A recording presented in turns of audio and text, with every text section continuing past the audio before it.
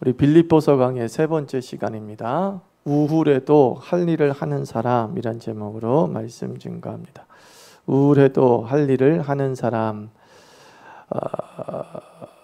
대학에서 선배에게 이제 사회과학에 대해서 배우게 되었습니다. 그때 가장 먼저 읽었었던 책이 뭐냐면 해방 전후서의 인식이라고 하는 책을 제가 먼저 읽었어요. 당시에 그 책은 어떤 책으로 불리어졌냐면 시각교정용이란 책으로 불리어졌어요. 그러니까 지금까지 학교의 역사 공부는 지나치게 편향적인 교육이었다. 그러므로 해방 전후사의 인식이란 책을 통해서 좀 더 객관적이고 진보적 시각으로 세상을 보는 눈을 키워야 된다라고 강조했습니다. 그래서 다른 사회과학을 공부하기에 앞서서 해방 전후사의 인식이 가장 첫 번째로 우리에게 읽혀졌던 책이었습니다. 그 노벨 경제학을 수상했던 존 게네스 갤브레이스라고 하는 박사가 있지 않습니까? 그 사람이 이런 말을 했어요. 우리는 진실을 편익과 연관시킨다 그랬어요. 진실을 편익과 연결시킨다. 그러니까 자기 유익이 모든 판단의 기준이다, 그런 뜻입니다. 진실도 자기에게 불리하면 수용하지 않고 거짓으로 몰아붙이죠. 그러나 거짓이 자기에게 유리하다고 한다면 그것은 마치 사실인 양 진실인 양 말한다는 것입니다. 우리는 참 객관적으로 선다는 것이 쉽지 않은 존재이죠. 이렇게 해방 전후사의 인식, 시각 교정용 책, 그리고 이 갤브레이스의 말을 통해서 우리가 가르쳐주는 교훈이 뭡니까? 인생은 시각 싸움이라는 겁니다. 그렇죠? 인생은 시각 싸움이에요. 어떻게 보느냐에 따라서 인생의 방향과 질이 달라진다고 생각을 합니다. 똑같은 사건이라도 바라보는 시각에 따라 다르게 보이게 되는 것이죠. 요즘에 나오는 조선일보와 한겨레를 보면 어떤 극과 극의 모습을 보는 것 같지 않습니까? 똑같은 사건인데도 조선일보가 보는 시각이 다르고 한겨레가 보는 시각이 다릅니다. 이거는 시각이라고 하는 전제가 존재하기 때문이죠. 예수 믿은 뒤에 신자의 변화 역시 시각 변화가 일어납니다. 예수 믿은 다음에 우리는 세상을 보는 눈이 달라지게 됩니다. 고린도후서 4장 18절 말씀 보면 우리의 돌아보는 것은 보이는 것이 아니요 보이지 않는 것이니 보이는 것은 잠깐이요 보이지 않는 것은 영원함이라. 예수 믿고 난 다음에 우리의 시각이 바뀌었는데 어떤 시각이 되었어요? 보이지 않던 것이 보이기 시작했습니다.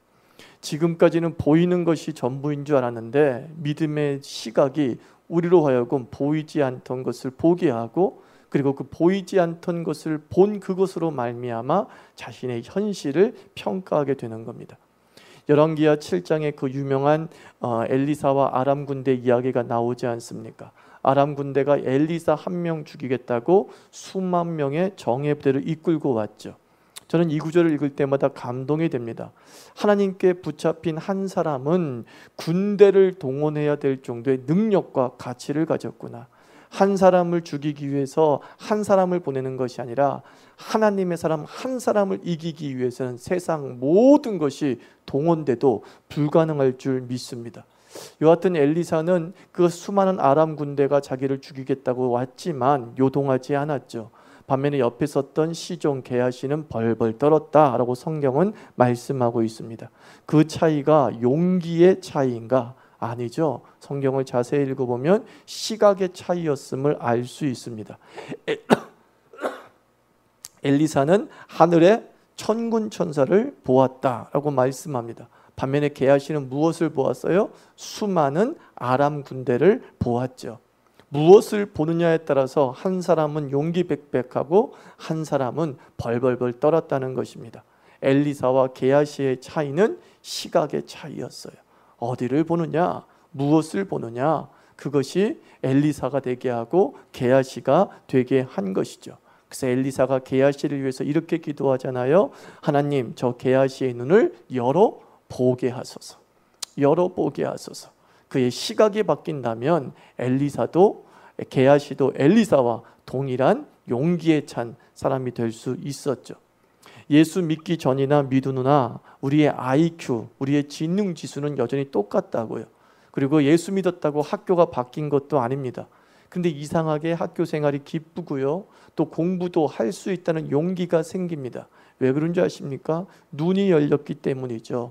내가 지금까지는 아무개의 아들로만 생각하고 있었는데 예수를 믿으면서 그 학생이 눈이 열려서 내가 전능하신 하나님의 자녀라라는 시각을 갖게 되는 것이죠.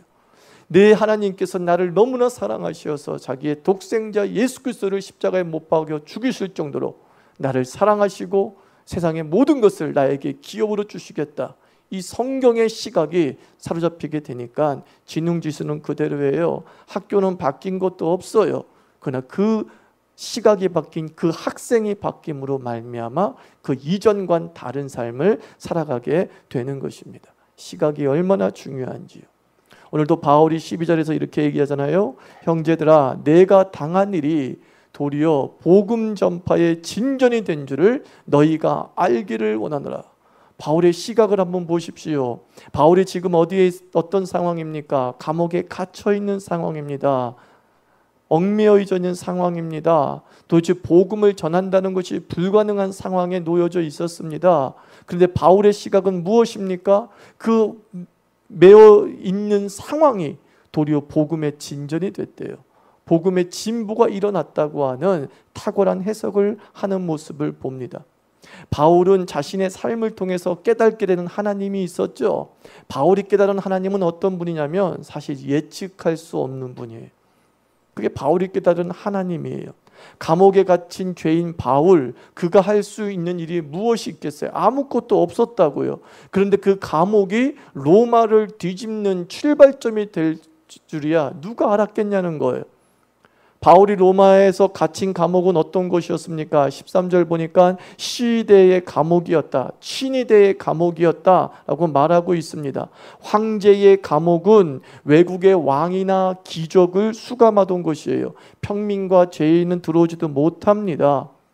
근데 바로 그 황제의 감옥에 바울이 어떻게 들어갔겠냐는 거예요. 바울이 로마로 압송되는 가운데 풍랑을 만나게 되죠. 바울은 그 배 타지 말자, 지금 출발하면 안 된다라고 얘기했는데 바울 말 듣지 않고 풍랑이 배를 떠나는 바람에 풍랑을 만나게 되죠. 그러나 그 풍랑 속에서 바울의 권위를 세우셔서 하나님이 사람들을 다 구해줍니다. 근데 그 배 속에 누가 있었어요? 로마의 백부장이, 로마의 장교가 있었죠. 그 장교가 이 바울은 보통 사람이 아니구나, 그리고 로마로 압송하면서 어떻게 했어요? 아무 감옥에 넣지 아니하고 이 사람은 보통 사람이 아니야. 그러면서 황제의 감옥에 수감시켰다는 거예요. 풍랑이 없었다면 바울은 보통 죄수였겠죠. 그러나 풍랑 때문에 함께 가던 백부장이 바울을 보통 이상의 사람으로 보게 만드는 것이죠. 그리고 또 시위대 감옥의 간수는 누구였습니까? 그 친위대, 그 황제의 감옥에는 황제의 친위병들이 그 감옥을 관리하고 있었어요. 친위병은 엘리트 중에 엘리트이고 이 사람들이 나중에 로마의 중요 관직에 다 진출할 사람들이란 말이에요.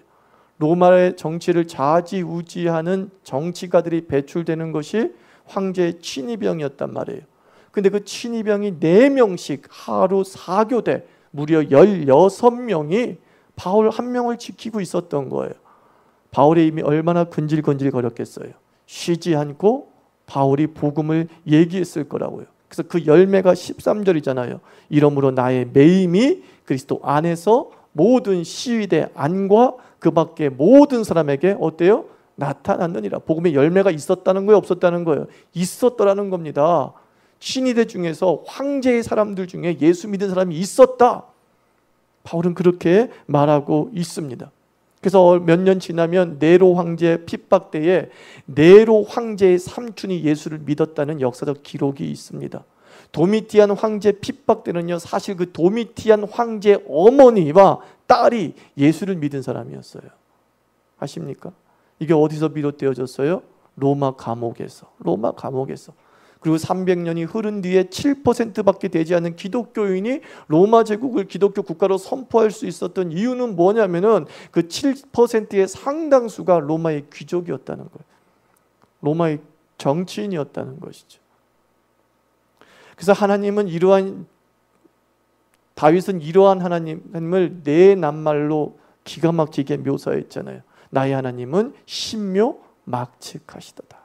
신묘막측하시도다.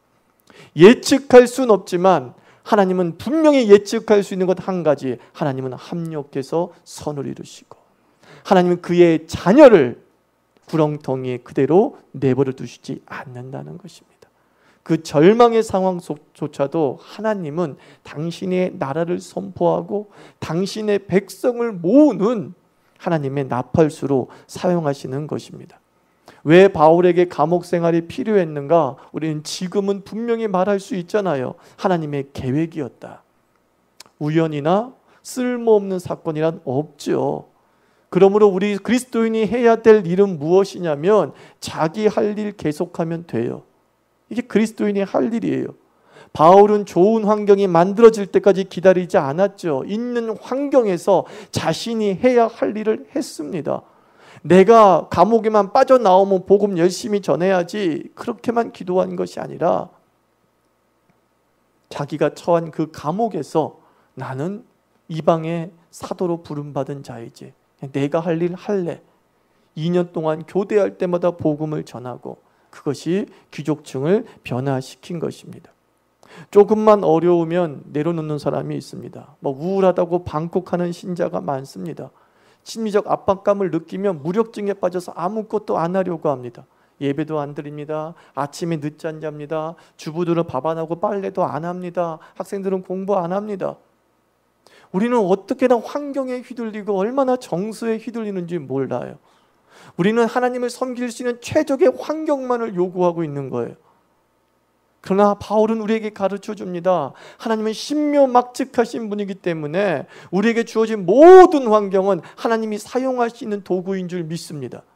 그러므로 우리가 해야 될 것은 내 정서에도 불구하고, 내 감성에도 불구하고, 내 환경에도 불구하고 이것은 내가 해야 할 일인가 물어봤을 때 내가 해야 할 일이야 라고 분명하다면 그 일을 하는 그리스도인 되기를 바랍니다. 신앙의 깊고 낮고의 차이점은 무엇일까 생각해 보면 이거예요. 그냥 자기 길 걸어가는 사람. 하나님이 나에게 준 그 길을 서시의 윤동주가 쓴 서시처럼 오늘도 내가 가야 할 길을 가야겠다는 것이죠. 그 한 걸음 한 걸음 걸어가게 될 때에 광명의 빛이 우리에게 비치게 될 줄 믿습니다. 인생의 발전이 없는 이유가 뭘까? 여러 가지 이유가 있겠지만 조금만 힘들면 중단하기 때문이죠. 조금만 힘들면 중단해요. 조금만 어려우면 마음이 흐트러져요. 결국은 쳇바퀴 도는 인생이 되는 거죠. 저희 집에 자전거가 있습니다. 그 자전거 누가 건드리지 않았는데도요, 바퀴에 바람이 다 빠져 있더라고요. 정말 일부러 바람 뺀 적 없어요. 그냥 내버려 뒀어요. 방탕하게 바람 놓고 내버려 뒀어요. 근데 바람이 다 빠져 있어요. 깨달았어요. 아무것도 안 하는 것은 정지가 아니다. 아무것도 안 하는 것은 멈춤이 아니더라는 거예요. 아무것도 안 하는 것 자체가 퇴보구나.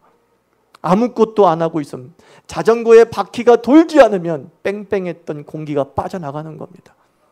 우리가 아무것도 하지 않으면 우리 안에 있는 그 충만함의 은혜도 어느 순간 퍼져버리고 마는 것이죠. 굴러가는 바퀴가 돼야 되는 거예요. 프로와 아마추어의 차이점이 뭐죠? 프로 선수는 기분에 관계없이 운동하잖아요. 기분에 관계없이 게임에 나가야 돼요. 근데 아마추어는 어떻습니까? 비 오면 안 나가죠. 몸이 뻐근하면 집에 쉬죠. 분명히 조기축구 약속을 했어요. 그런데 오늘 너무 컨디션이 안 좋아서 안 나가요. 그게 아마예요. 우리가 신앙에 있어서만큼은 프로 되기를 원합니다. 프로 돼야죠. 하나님의 뜻이라고 생각하는 것 쉬지 않고 계속하는 것입니다. 그러면 어느 날 우리는 이런 찬송을 부르게 될 줄 믿습니다. 지나온 모든 세월들 돌아보아도 그 어느 것 하나 주의 손길 안 미친 것 전혀 없네. 이 찬송 부르고 싶죠? 이 찬송 부르고 싶죠? 우리가 계속 돌아가면 되는 거예요. 계속 우리에게 주어진 신앙의 길과 하나님의 사명의 길을 우직하게 걸어가게 되면 돌아봤을 때 다 은혜였구나. 내 우울함도 은혜였구나. 내 갑갑함도 은혜였구나. 심지어 나의 주저앉음도 은혜였구나 하는 것을 깨닫게 되는 거예요. 누가? 계속 그 길 걸어간 사람, 계속 나의 사명을 어떠한 환경에도 불구하고 감당하는 사람만이 뺑빵한 자전거의 바퀴를 유지하면서 도로를 질주할 줄 믿습니다. 그러므로 무엇이 영향력이겠어요? 꾸준함이 영향력 아니겠어요? 우린 누구에게 영향력을 미치고 싶어 합니다. 근데 그 영향력을 미치고 싶어 한다면 꾸준히 자기가 할 일을 하면 됩니다. 14절 말씀, 형제 중 다수가 나의 매임으로 말미암아 주 안에서 신뢰함으로 겁없이 하나님의 말씀을 더욱 담대히 전하게 되었노니라. 바울이 감옥에 갇혔다는 것은 빌립보 사람들에게는 충격이었어요. 아, 하나님의 말씀이 매였구나. 더 이상 복음이 전파되지 않겠구나라고 생각했어요. 그런데 바울이 복음을 전했다는 소식이 들리니까 어떻게 되었어요? 이것 봐라 하면서 빌립보 사람들이 힘을 얻어서 자기가 처한 환경에서 복음을 열심히 전했대요. 야, 바울도 거기서 복음을 전하는데 우리는 지금 자유의 몸으로 어찌 복음을 안 전할 수 있겠어? 바울도 그곳에서 신이들을 복음으로 변화시켰다는데 우리도 이 동네에서 복음을 전해야지. 그가 꾸준했던 복음 사역이 빌립보 전체에 영향을 미치는 것이죠. 제가 일전에 아는 교회 전도사님의 교회에 수련회를 인도하러 간 적이 있습니다. 그 교회 담임 목사님을 만났는데 그 교회가 수련회 하기 직전 2주일 전인가 일주일 전에 그 목사님 사모님이 셋째 아이를 낳다가 일주일 뒤에 내사 상태에 빠지게 됩니다. 교회에서 난리가 났죠. 난리가 났죠. 저 같으면 막 충격을 받아서 뭐 아무것도 못할 수도 있었을 것 같아요. 근데 그 담임 목사님, 그 김병년 목사님이라고 해요. 목사님이 정말 감동과 동요 없이 하시던 일을 누구에게 맡기지 않고 계속 본인이 계속 하시더라는 거죠. 성도들은 이제 수련회를 취소했으면 좋겠습니다 라고 하는데 계획했던 거잖아요. 우리 교회의 연례 행사잖아요. 계속 합시다. 그리고 밀고 나간 것이죠. 그래서 강력한 기도에 불이 붙고 또 그 수련회 장소에 그 사모님까지 모시고 오고 저도 그 사모님을 보면서 제가 할 수 있는 최선의 기도를 드리고 돌아왔던 그 일이 있습니다. 근데 중요한 것은 그 안타까운 건 내사 상태에 빠진 사모님은 참 안타깝지만 그 내사 상태에 빠진 가정의 어려움을 두고도 묵묵히 자기 길을 걸어간 그 목사님 때문에 성도가 다 힘을 얻은 거예요. 그래, 우리도 그렇게 예수 믿어야지. 우리도 그렇게 이 교회를 위해서 헌신하고 충성해야지 라고 하면서 교회에 힘을 얻었다는 그런 뒷얘기를 제가 들은 적이 있습니다. 한 사람의 아픔을 이용하시는 하나님이라고 이렇게 해석하지는 마세요. 하지 마세요. 중요한 건 우리도 바울과 같은 상황에 빠질 수 있는 가능성이 많은 존재잖아요. 바울만 답답한 현실에 빠지겠어요? 바울만 감옥에 갇히겠어요? 바울만 자기 인생의 브레이크가 걸리겠어요? 우리는 이 모양 저 모양으로 다 브레이크 걸릴 거라고요.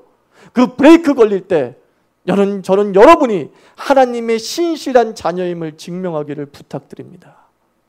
그래, 나는 하나님의 자녀야. 그래, 나는 하나님의 사명자야 라는 것을 브레이크 걸릴 때 보여주는 거예요. 브레이크 걸릴 때 보여줄 때 무엇이 생겨요? 영향력이 생기는 것이죠. 누구나 다 저건 아니다. 분명히 저 사람은 고개를 숙일 거야. 무릎을 꿇을 거야. 좌절할 거야 라고 얘기할 때에 브레이크 걸리는 그 상황에서 다시 우뚝 서는 사람을 보면서 우리는 강한 리더십을 우리가 배우게 되는 겁니다. 저는 여러분들이 주위 사람들을 좀 힘나게 하는 사람이 되기를 바랍니다. 그죠? 주위 사람을 힘나게 해야 되잖아요. 의욕 있게 만들어야 되잖아요. 그런데 그런 기대와 달리 사기를 꺾는 사람이 우리 주변에 참 많죠. 예를 들자면 역사적 예를 들어볼까요?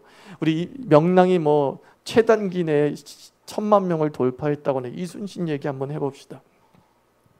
임진왜란 시에 당시 왕이었던 선조는 사기 꺾는 데는 1인자였잖아요.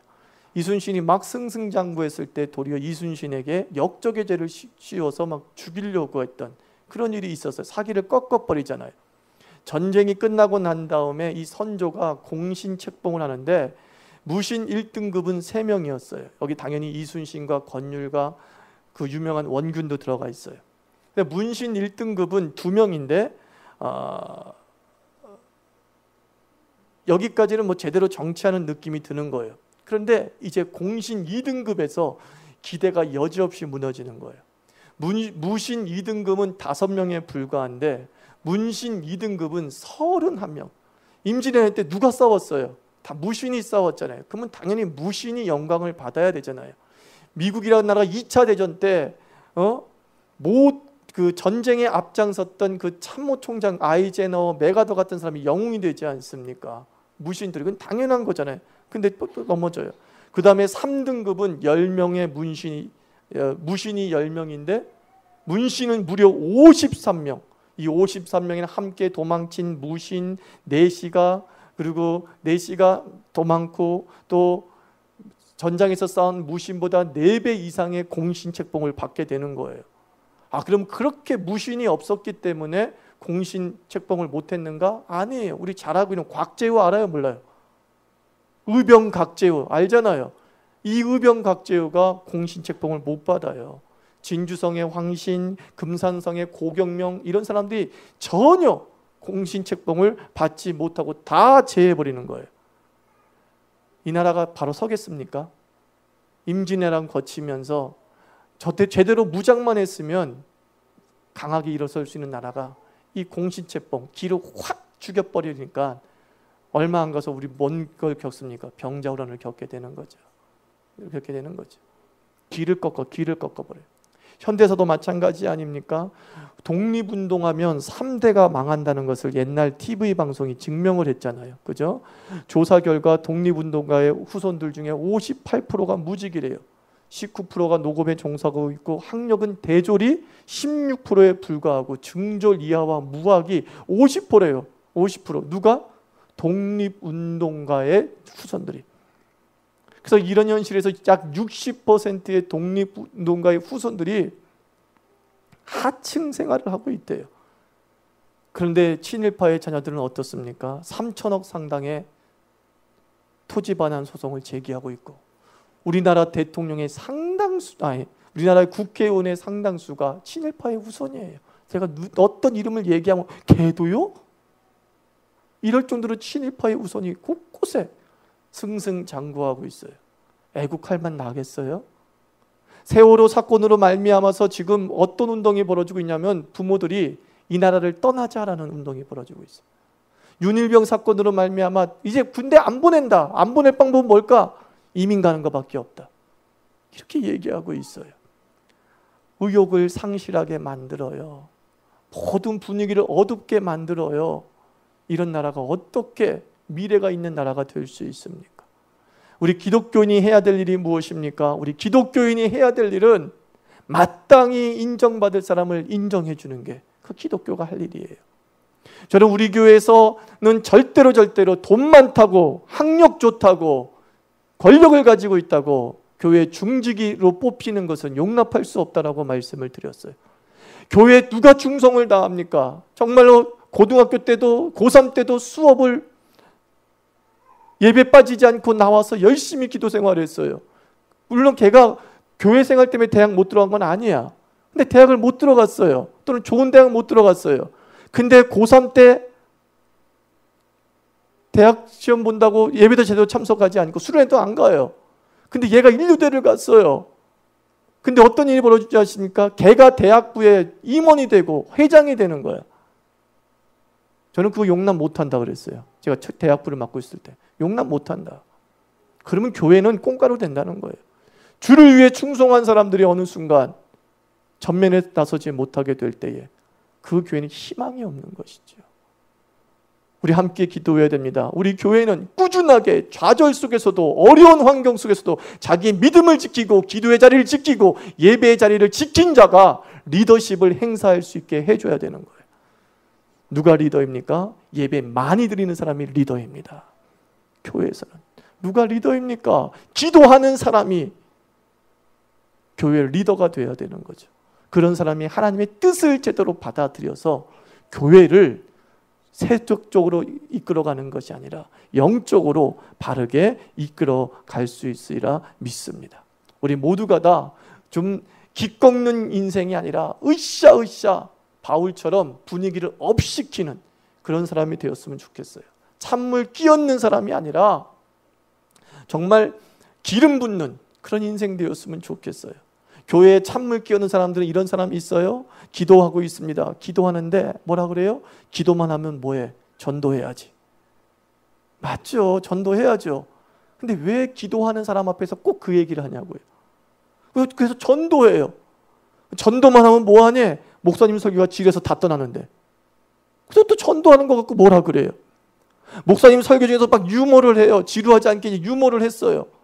그래서 모두 웃었어요. 근데 예배 후에 말씀을 나누면서 그 유머 얘기 너무 재밌지 않았어? 얘기하면 또 찬물 확 끼얹어요. 목사님이 말씀만 전해야지 세상 얘기한다고. 어찌 보면 우리는요, 하여튼 뭐 하나 브레이크 거는데 타고난 재능을 가지고 있는 것 같아요. 누군가가 그것을 기쁘게 하고 있으면 우리는 어떻게 해요? 문제가 되지 않는 한 격려해야죠. 성도가 유머를 기억하면서 목사님 너무 좋아. 그럼 이 사람이 목사님을 좋아하게 됐구나. 이걸로 기뻐해야 되는 거잖아요. 그 사람이 전도는 안 나오지만 기도를 열심히 해. 그래도 저 사람은 하나님을 좀 만나는 간절함이 있구나 라고 서로 격려해 줘야 되는데, 우리는 뭐 하나를 하는 것을 보면 꼬투리를 잡고서 찬물을 싹 끼얹는 그런 사람이 되는 거예요. 맛있는 점심, 그런데 뭐라 그래요? 교회에서 먹을 때 찌개가 짜다는 둥, 음식이 짜다는 둥. 식당 봉사하는 사람 의욕을 상실하게 만들어 버리잖아요. 우리 교회는 다 자원봉사잖아요. 그죠? 그럼 어떻게 먹는 사람이 맛있게 먹어주는 거죠. 저는 그런 것도 바로 신앙이라고 생각해요. 그죠? 우리가 바울처럼 자기의 환경 속에서 빌립보 사람들에게 복음 전파에 기름을 끼얹고 불을 붙였던 것처럼 우리는 찬물 끼얹는 인생이 아니라 정말 부흥의 방화범이 되기를 축원합니다. 그죠? 이 한 사람 한 사람하고 얘기하고 나면 정말 내가 주를 위해서 살아야겠다. 교회를 위해서 충성을 다해야겠다. 전도도 해야겠다. 기도도 해야겠다. 하는 그 불꽃들이 불타오르게 만드는 이 부흥의 방화범. 멋있잖아요. 이왕 죄 지려면 이런 죄 져야 되는 거예요. 그죠? 부흥의 방화범. 부흥의 방화범. 이것이 우리 자유교회에 필요한 모습이 아닌가 생각이 듭니다. 우리 자유교회는 복음에 대한 기대감을 갖기를 원합니다. 우리는 전도를 위해서 성공해야 된다고 생각하죠. 초등학교 졸업자보다는 대학 졸업자가 낫다, 말단 직원보다는 사장이 전도하는 게 더 낫다라고 생각하지만 절대 아닙니다, 여러분. 만약에 그것이 우리가 성공해야지만 이 복음이 확실하게 전파되었다면 예수님은 목수의 아들이 태어나는 것이 아니라 왕의 아들로 태어나셨어야죠. 근데 예수님은 왕의 아들로 태어나시지 아니하시고 목수의 아들로 태어났어요. 바울이 정말 복음을 잘 전하려면 정치인이 되어야겠죠. 근데 하나님은 바울을 정치에 입문시키지 않습니다. 도리어 바울은 뭐가 됐어요? 죄수였단 말이에요. 복음의 가장 최악의 상황, 그 상황에 바울이 직면하게 되죠. 그럼에도 불구하고 자기의 배경과 자기의 한계를 뛰어넘는 복음의 영향력을 행사했어요. 디모데후서는 바울이 죽기 전에 쓴 성경이죠. 그 디모데서 2장 9절에서 바울은 이렇게 얘기합니다. 복음을 인하여 내가 죄인과 같이 매이는 데까지 고난을 받았으나, 무슨 뜻이야? 내가 감옥에 갇혔다, 복음 때문에. 그러나 하나님의 말씀은 매이지 아니하니라 그랬어요. 바울이 죄수라는 환경이 복음에 제약이 되지 않았다, 말씀은 매이지 않았다라고 말씀하고 있습니다. 사랑하는 성도 여러분, 여러분의 출신 배경과 현실이 복음의 제약이 되지 않을 줄 믿습니다. 복음 전파의 가장 중요한 건 무엇입니까? 확신입니다. 예수님이 나를 위해서 죽으시고 3일 만에 그 예수님이 하나님이시다. 이 확신, 이것이 복음을 매이지 아니하게 하고 온 시대 뜰 안에 복음을 충만케 하는 바울의 역사를 재현하는 힘이 될 줄 믿습니다. 우리 한 사람 한 사람, 우리의 주어진 환경, 살다가 어떤 일이 벌어진다고요? 브레이크 걸릴 일이 반드시 있습니다. 그럼에도 불구하고 여러분들은 끝까지 페달을 돌리시기를 바랍니다. 페달을 돌려 나가게 될 때에 그 자전거는 넘어지지 아니하고 목적지에 도달하게 되는 것이죠. 우울해도 하던 일을 계속하십시오. 세상에서 가장 위대한 일은 당신이 아무것도 하고 싶지 않은데도 무언가 하고 있다는 겁니다. 그게 가장 위대한 일이에요. 모든 것을 손 내려놓고 싶은데 나는 지금 여전히 주를 위해서 달려가고 있다는 거예요. 그것이 가장 위대한 일이죠. 그 위대한 일을 통해 복음이 온 세상에 전파되는 역사가 벌어질 줄 믿습니다.